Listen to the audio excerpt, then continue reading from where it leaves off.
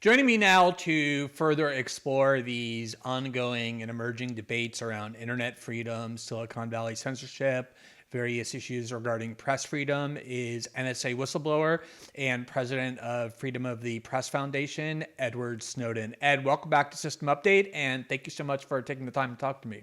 Oh, it's so good to be with you. I'm glad to see you again, Glenn. How are you? Doing great. Good to see you as well. So, as you, of course, know, and people are well aware of, there is a lot of debate at the moment about the necessity and the danger of censorship, online censorship, principally by Silicon Valley giants like Facebook, Google, and Twitter.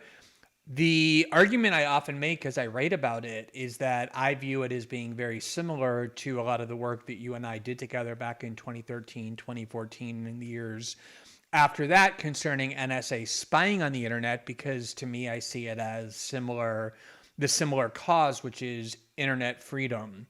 How is it that you see the current debate about Silicon Valley censorship, and do you see it as part of that initial cause that led you to become the whistleblower the world knows you as today? Yeah, I think a lot of people forget the context that if you look back at what happened in 2013, one of the very first stories that was revealed was this idea of the PRISM program, right? And it was this top secret NSA slide that had all of these different corporate logos on it, and it was the biggest companies on the internet.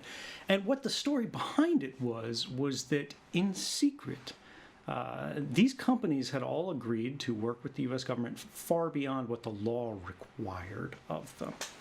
And that's what we're seeing with this new censorship push is really a new direction in the same dynamic. These companies are not obligated by law to do almost any of what they're actually doing, but they're going above and beyond to, in many cases, increase the depth of their relationship and the government's willingness to avoid trying to regulate them in the context of their desired activities, which is ultimately to dominate the conversation and information space of global society in different ways. They may be doing this in order to sell you ads. They may be doing this to try to gain influence over you, and that's really what advertising is. They're trying to make you change your behavior in order to buy this or that you wouldn't have bought before, whether it was because you didn't know about this product or because you wouldn't have been interested in making this purchase until they tell you about it. But it goes into all of these different things as these companies become more complex and their behaviors become more complex. Their ambitions become increasingly great. And I think it's important to recognize that there are things that these companies can do that are reasonable. There are kinds of speech, even under the First Amendment, that are not protected legally in the United States. But they're very narrow exceptions, and we see a lot of the censorship that's occurring today go far beyond that. I remember back in Hong Kong, one of the very first conversations we had when I was asking you about your motives for sacrificing your liberty and potentially your life in order to make the public aware of what was being done to the internet in secret, largely. And you explained to me your early experiences with the internet, which I think a lot of people, particularly people younger than both you and I, I'm a little younger than you, but we're essentially the same age, but people younger than you may not be aware of because they were born into an internet that was very controlled and very corporatized and very regulated. So can you talk about those early years of the internet, what it was that it represented to those who believed, as you've told me, and the world you believed was such an innovative promise? What were those values that made it so exciting? Well, this is in the very first chapter of my book, Permanent Record. So I don't read from it directly, the thing is, the internet that I remember, the early internet, was creative and cooperative. Everybody chose their own names. There were no real, true identity rules like they have on Facebook now. There was no know your customer requirements or regulations we have today where, like, to create an account anywhere that has anything to do with money, you've got to, like, take a picture of yourself holding your passport. And so what this meant was everybody who was there, they chose their own face. And there was a lot of argument. There was a lot of, conflict. But the only people who were there by choice. No one was there by necessity. Nobody needed to be on the internet to get a job back then. And there wasn't a lot of commerce happening on the internet. Now, what happened was that crazy, chaotic, again, creative and cooperative space became increasingly a commercial and competitive space as companies moved in, as governments moved in, as institutions, small and large, began to try to make this a space less for the individual and more for them. And this is what we saw happen. We saw the internet move from a largely decentralized space where every website that you went to was one that somebody, made themselves, which was small and crude and ugly, but it was original and human, to something that was increasingly centralized, where you didn't have an email account on a server that you made. You had an email account from Google. And then everybody had an email account from Google. And then anybody who wants to send an email to anyone, even if you don't have a Google account today, like a Gmail account, the people that you're corresponding with have Gmail accounts. And so soon we see this small group of companies gain more and more insight to everybody's lives. Because, for example, in that context of email, even if your email is held on your server, right? It's completely private, it's completely secure. You set it up yourself right now today, right? Following best practices. If you're sending a copy of it to somebody who has Gmail, Google has a copy of it. And this is what happens is Facebook, Instagram, Twitter, all of these guys, whether we're talking about public posts and public comments, even in private accounts or things that are hidden, or things that are supposed to be private, like direct messages, are increasingly visible to these companies. And so they know everything about us. At the same time, they work in very secretive ways. And they have very little due process, right? If your YouTube account gets taken down or canceled for whatever reason, you can't do anything about it. If your Gmail account gets shut down or banned or blocked, literally right now, there's nothing you can do about it because you're not a Google customer. They don't have a customer service line for you. They have it for advertisers, but not for the people who actually use their services.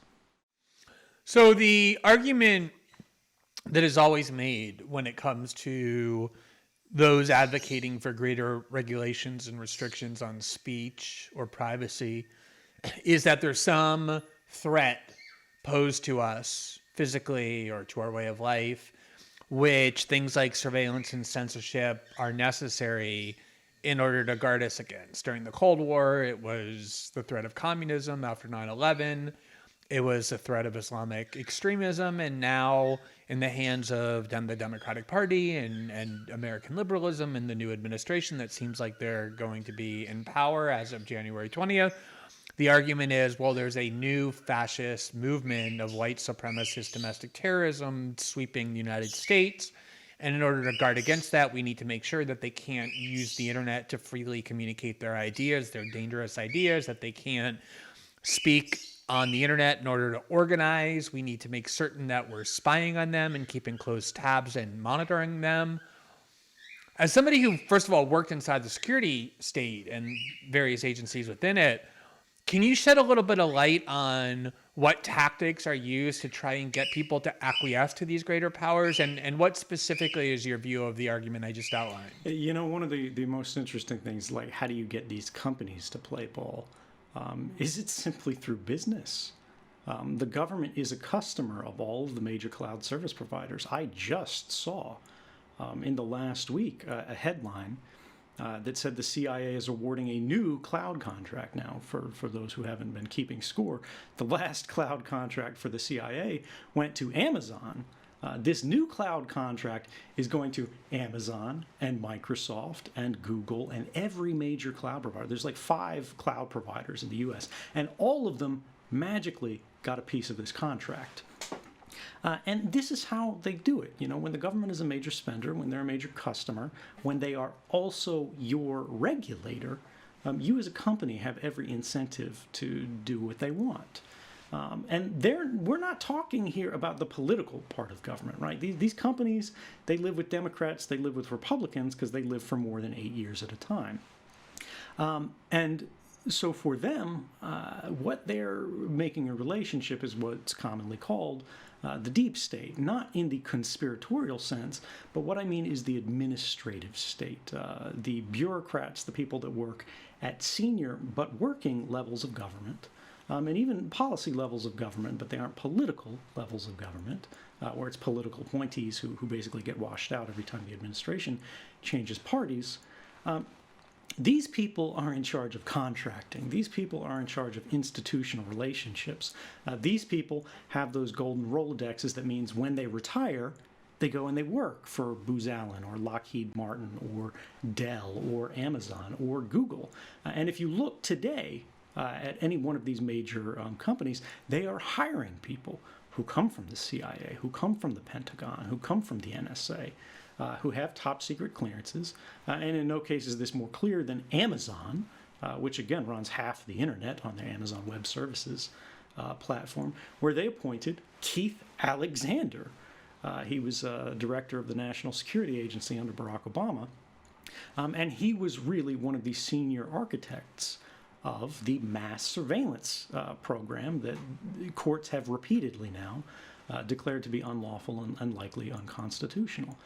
When you have this kind of incentive from a private industry to maintain the warmest possible relationships with the people in government who not just buy from you, but also have the possibility to end your business or change the way you do business or impose costs on you, you now see this kind of soft corruption that happens in a constant way, where they literally hire people from government to come work for them, and then when the parties in the White House change to become more favorable, they send them back, right? They release the fish that they caught back in the river to go home back to these agencies and then pay these companies back for their patronage. And this revolving door system is famous. It's happened throughout U.S. history. And as you said, these moral panics about what particularly are we saying is the speech crisis. Is it communism? Is it a new fascism? Is it Nazism? Whatever. This is constantly changing, but the tactics are always the same. Yeah, I think it's interesting, in all of those cases, right? There were actually communists in the United States in the 1940s and 50s who believed in revolution. There really was Islamic extremism in the wake of 9/11. There really are white supremacists or fascists or whatever you want to call them in the United States. Now, the question always is, what is the actual magnitude of that threat and what authoritarian measures are justified in its name? And along those lines, I wanted to ask you because, as you know, one of the primary arguments we encountered during the work being done on the archive you provided to the world about the threat posed by mass surveillance was this idea of, well, as long as I'm not a terrorist or a pedophile or a dangerous criminal, I really have nothing to hide. And therefore don't really care about the right to privacy. And one of the most effective responses to that was one that came from you, a kind of very pithy response, where you linked it to freedom of speech by saying that you don't care about the right to privacy because you have nothing to hide is like saying you don't care about the right of free speech because you have nothing to say. I want to ask you a little bit about that free speech part of that equation, because one of the arguments that I think people are making now is, look, as long as this online censorship, this corporate regulation from Silicon Valley, for whatever motives they might have, as long as it's being done to people like Alex Jones and Milo Yiannopoulos and racists and neo-Nazis, not only am I okay with it, but I'm actually good with it. I mean, of course, I'll start objecting if they really start censoring people with whom I agree, or even myself. But since they're not really doing that now, since it seems confined to these kind of misfits and extremists who are driven by hate, not only am I okay with it, I'm happy about it because the world's a better place when we don't have to hear from them and they have no platform. Why is that a misguided way of thinking, if you think it is? Well, again, I think it's what we're missing is not who the speaker is and what their beliefs are. It needs to be about what they are actually saying. Are we talking about an intentional call to violence that creates an imminent threat?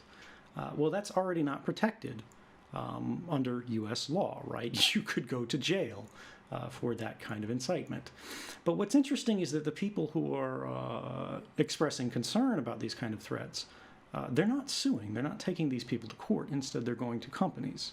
And they're pressuring companies to remove these people, largely not because of what they've said in the narrow sense, but because of the beliefs that they believe this speech represents. And this is really popular because a lot of these people are terrible people, right? But that's how it always works. That's the same way government passes new laws that violate our rights writ large. They shop around for the best possible case of the worst possible person. This is, for example, why you see laws that are trying to do things like outlaw encryption are always targeted towards things like child pornographers. Now, child pornographers are not terrorist masterminds. These guys aren't building, enormous scientific systems. They're not pushing the bleeding edge of technology. But everyone in the world is against people who abuse children, right? So if you can then take this small group of worst people in the world and use them as a wedge to go, if you don't give us X concession, then Y terrible thing will happen. Your children will be abused, or people will come to harm as a result of the things this person is saying, and so on and so forth. In all of these cases, even in the context of terrorism, we're talking about very marginal community. The corpus of terrorists around the world is very small. And one of the interesting things, even in the context of mass surveillance, is whenever there is a terrorist attack, and the day after reporting starts happening, where they call the police chief, they call the intelligence chiefs, and they're like, what happened? How did this get through? And they always, sort of turn their pockets out and go, oh, we actually already knew about these guys. They were on our radar, but we didn't do anything about them. And it's this kind of thing where they go, oh, if only we'd had more, we would have stopped it. And yet we have a century's worth of demonstrated history where we've given the government more and more powers, and they have not become more effective in using them to stop these kind of novel threats. Now, when we take that same dynamic and we turn it over to this censorship and speech conversation, it becomes very difficult because, again, it's emotionally charged, particularly when you are talking about truly terrible people in particular cases. And then some cases it's even actively criminal, right? But again, they don't want to follow the hard and difficult process, which is already provided for in law. They want an exception. They want an exceptional power. Just as intelligence agencies want the power to pry into our lives, we have these pressure groups, basically, that identify speech they disfavor among marginal groups, which could, in fact, be truly terrible, at least by public popularity. And they go, let's pressure companies to do this on their own beyond what the law affords, the same way intelligence agencies try to create these relationships beyond what the law affords. And it is this kind of soft influence, this kind of pressure campaign that's actually effective in many cases because companies that are advertising companies largely, which most of these internet giants are, they have to worry about what advertisers think. And so then Facebook begins to make concessions, Twitter begins to make concessions beyond what they're legally obligated to, and beyond, in many cases, we know from reporting of internal conversations, what they even think is right and appropriate, but they know it will defuse some of this pressure aimed toward them, and maybe then it'll go on to their competitors or whatever.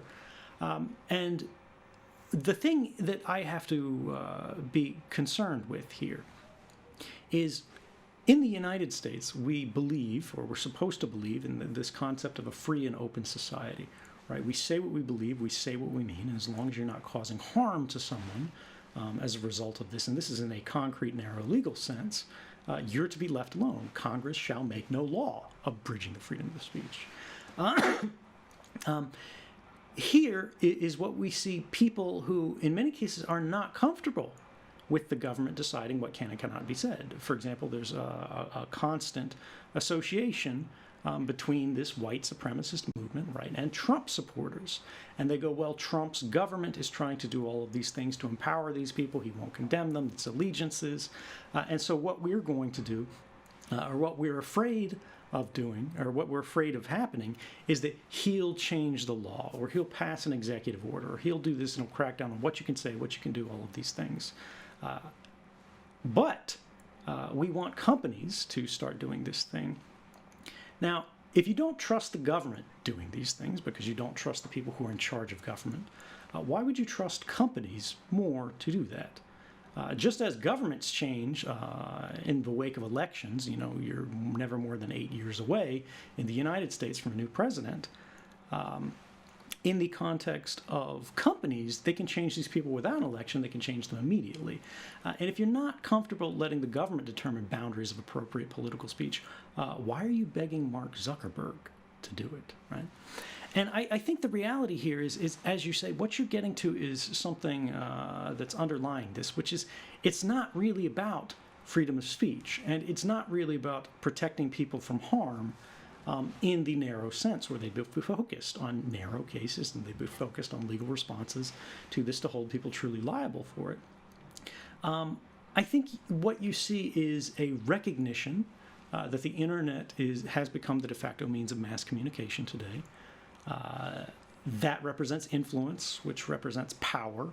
And what we see is a whole number of different tribes basically squabbling to try to gain control over this instrument of power. But it's truly problematic when you go, all right, we're going to institute new laws, we're going to institute new policies or whatever, because Trump is president, because it's going to change, then Biden's going to be president or whoever. Then they're going to do the same thing on the other side. Now it's going to be the Republicans who are going, you can't say this, you can't say that. And what happens is administration after administration, law after law, what's happening is you're narrowing the boundaries of our rights, administration after administration. We need to stop panicking so much over these speech debates in the context of elections, and we need to start thinking about them in a permanent basis. If you are concerned about the true harms that can happen from the abuse of these platforms, that should be the conversation and that should be the focus. It shouldn't be about the people doing this and the group and their beliefs, because there's a lot of terrible people in the world who believe in a lot of very different things. What are the common denominators that you can actually focus on, that people can agree on, particularly when you start thinking about things outside entirely of the U.S. context and start thinking about this in the context of a global internet? If you want to go, we need speech restrictions, we need regulations that say what these internet companies can and can't do, and the things that you can and can't say on the internet. And the president today or tomorrow is going to decide that. Well, what do you do when tomorrow China goes, oh, we love that. That's great because we've got laws too. And if you want to be able to operate in our country, which every internet company is trying to do, you're going to have to comply with our laws. And then you become beholden to basically the lowest bar of censorship around the world. Which is very much not a world that we want to be in. At the same time, I want people to hear me correctly in saying there are real problems with the abuse of these platforms. We do want things like calls to genocide from people in positions of power to be removed, right? But when we're not talking about Burma, we're not talking about Myanmar, we're not talking about people with machetes in the street, we need to take a breath, and we need to take a step back, and we need to think about what the impact is going to be more than just today with this tweet, but tomorrow and forever for all of us. Yeah, I think that issue with the universality of these rules and the ability of us to live with them, not just when these people are in power, but also when these people are in power, is one that is also often so overlooked. I know, many people have forgotten, if they ever knew, that 20 years before you stepped forward and blew the whistle on this mass system of surveillance, and even 5 years before the 9/11 attack, the U.S. government under Bill Clinton was demanding backdoor access to all internet communications by citing the fears in the wake of the bombing in Oklahoma City of the courthouse by Timothy McVeigh. And at the time, the argument was, well, there are all these white militias on the cover of every magazine, Newsweek and Time and U.S. News and World Report, the big media outlets at the time, scaring everybody about these roving bands of weekend militias. And the argument was the U.S. government needs to get its hands on everything that happens on the internet in order to keep people safe. And at the time, it was the Republicans, led amazingly by John Ashcroft in the Senate when he was a senator from Missouri, who, in the name of privacy, blocked that backdoor access from being attained. And then 5 years later, as the Attorney General for George Bush, John Ashcroft led the way in insisting on things like the Patriot Act and ultimately illegal domestic spying operations, showing that it's never about this person or that person. It's what system are you willing to endorse. And so along those lines, I just want to shift focus a little bit from privacy rights and free speech rights to the right that you work on in your capacity as president of the Freedom of the Press Foundation, an organization created a number of years ago, principally at first to help WikiLeaks survive a government-demanded blockade where credit card companies and banks had cut off their funding, but ultimately broadened its scope to defend press freedom more broadly. And that was during the Obama years when there was this unprecedented campaign to use the Espionage Act to prosecute whistleblowers such as yourself and other sources such as Chelsea Manning and Thomas Drake and others, that journalists at the time were saying was one of the gravest threats to investigative journalism in decades. And it's something that continued under the Trump administration. And now that we have what looks like a new administration coming in, one obviously closely related to the Obama administration that really pioneered the use of these aggressive measures against whistleblowers and sources, as somebody who now works on press freedom, what is it that you think people ought to be looking for, concerned about, and interested in? I mean, there's just so much. We've got the Press Freedom Tracker, the Freedom of the Press Foundation, which this year has been recording an increase in actual attacks, assaults, and aggressions on working journalists, right, who are reporting on protests. That's cause for concern, but it goes, the threats against the press go far beyond physical violence.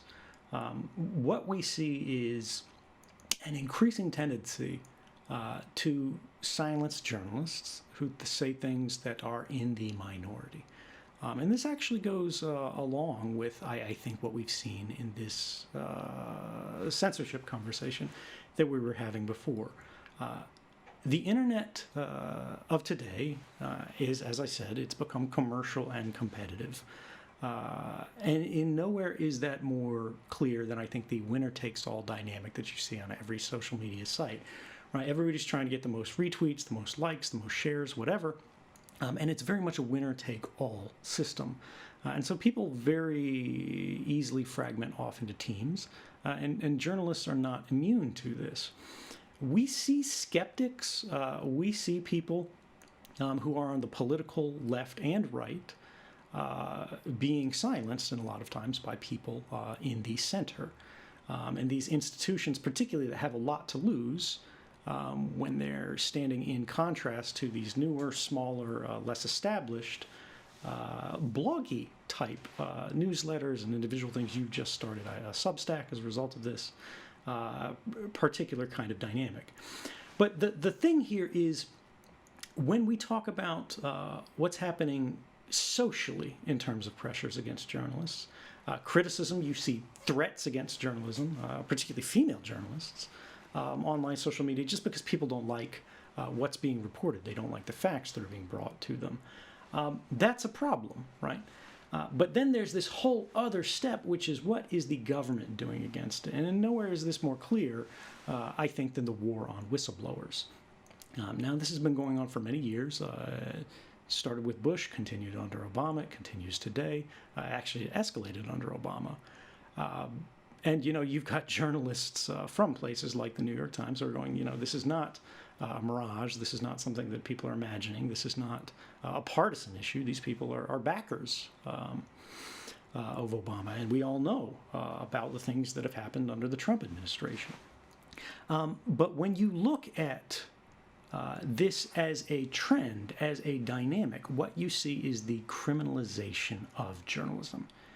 And particularly when we take the case of Julian Assange, who is under prosecution today by the United States government for the greatest act of journalism that he ever did, which was the publication of Iraq-era abuses, literally revealing war crimes in Iraq and Afghanistan, the treatment of detainees in places like Guantanamo Bay, that won awards all over the world.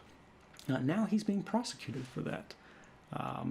And until we get an actual policy shift that goes, enough of this onesies, twosies where they separate off and they try to go, this is why this person is not a journalist, this is why this person doesn't fit in with the rest, this is why they're distinct from the New York Times. But they recognize that trying to silence the publication of facts, which are valuable and important to the public, to the continuation of democracy, but uncomfortable to government, when they understand that is something that must be accepted, that is what defines a democracy, rather than going, no, we need to shut these people up, we're going to throw them in a hole, we're going to ruin their life, whatever, we're going to deplatform them, or whatever the new tactic is, this is going to continue to be a problem, and the freedom of our press is going to continue to decline. Well, Ed, thank you so much for taking the time to talk to me about these vital matters and lurking dangers. And let me as well take the opportunity to congratulate you. Your wife, Lindsay, recently announced on social media that the two of you are expecting your first child quite soon, in fact. So I'm sure that's slightly anxiety producing, but even more exciting. So I'm thrilled for you and congratulations. Thank you so much. It's really something we're all very excited about. All right, great to see you as well. Thanks, Glenn. Stay free.